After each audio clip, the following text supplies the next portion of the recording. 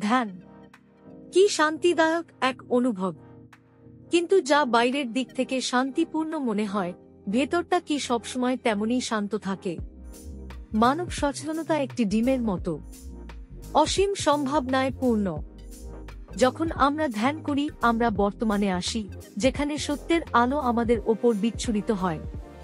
কিন্তু বাস্তবে তা সবসময় ঘটে না। অতীত ও ভবিষ্যতের চিন্তাগুলো আমাদের মনে ছায়া ফেলে এবং আমাদের বর্তমান থেকে বিচ্ছিন্ন করে ফেলে। আমরা সেগুলো থামাতে চেষ্টা করি, কিন্তু একটা ভাব থামলেই আরেকটা এসে যায়। এইভাবে চলতেই থাকে। শান্ত হওয়ার বদলে আমরা ক্লান্ত হয়ে পড়ি। ধ্যান তখন অসম্ভব বলে মনে হয়। কিন্তু যদি আমরা চেষ্টা না করেও চিন্তাগুলো থামাতে পারতাম, চেষ্টা ছাড়াই ধ্যান করতে চাইলে, এসে দেখুন সহজ যোগ ধ্যান। এটি শুরু হয় আমাদের মধ্যে নিহিত শক্তির জাগরণের মাধ্যমে, যাকে কুণ্ডলিনী বলা হয়।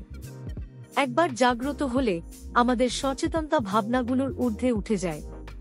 আমরা মুক্তি পাই ক্রোধ, লোভ এবং ভয়ের সব বন্ধন থেকে। সত্যের শান্ত আলোয় আমাদের মনোযোগ বিকশিত হতে শুরু করে।